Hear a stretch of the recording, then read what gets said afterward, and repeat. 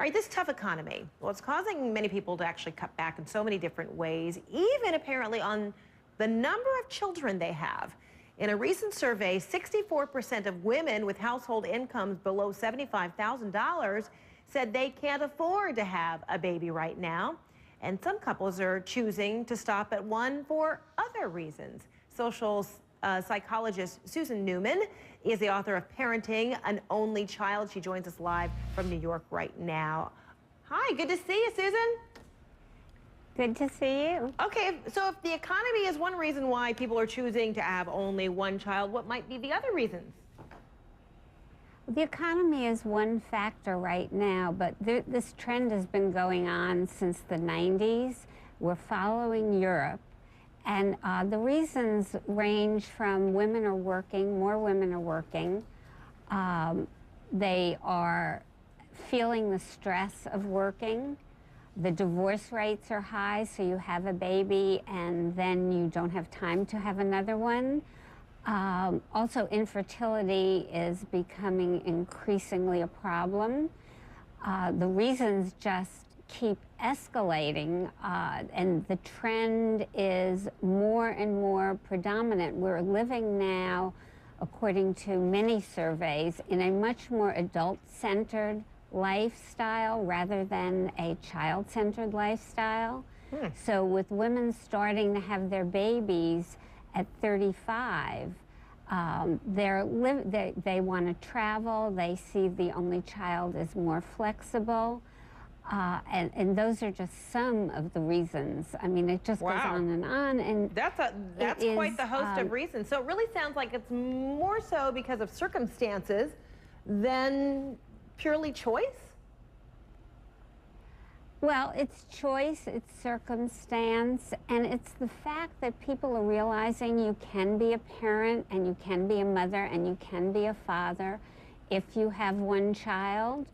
And they're looking up particularly at the stress factor, and the policies in this country, the work-life policies, are, when you compare them with other countries, just terrible. For example, if you look at... Yeah, I'm sorry. I didn't mean to depress you. Informative, but depressing. If you look at Sweden, they have a parental leave policy of 390 days. That's 13 months that mother and father can divide up into hourly blocks. I mean, consider what we have in this country. You have 3 months if you're lucky.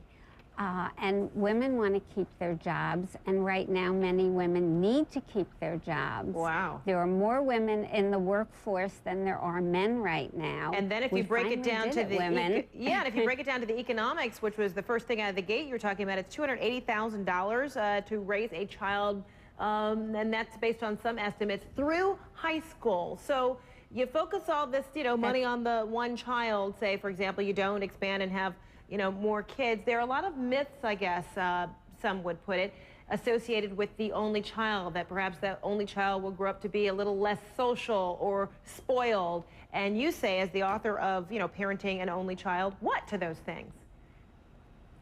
Well, I say they're absolutely not true. They're based on studies that were done in 1896 and have perpetuated for 100+ years. And it's like with any group, you get an image and a picture and myths die hard. Only children are no more lonely than other children. Children today are socialized so early. You have your child in daycare, in pre-K, and then in school. When those studies were done, children lived in very isolated areas, so they didn't learn how to share and be empathetic. And even the myth about children being independent versus dependent, and people have in their heads that only children are very clingy and dependent, and quite the opposite is true, because only children want to be with their peers. They're outgoing, they want to be social. So if this is maladjusted... Go ahead. Well, I'm wondering if this is a trend because of the many reasons that you talked about, the working families, working mothers, etc. Do you see that this is going to continue for some while, or do you see that there's likely to be kind of a turn in things in terms of how people plan on their families? I don't think people are going to go back to large families, even if the economy changes. Wow. Women are hardcore in their jobs. They're not giving them up.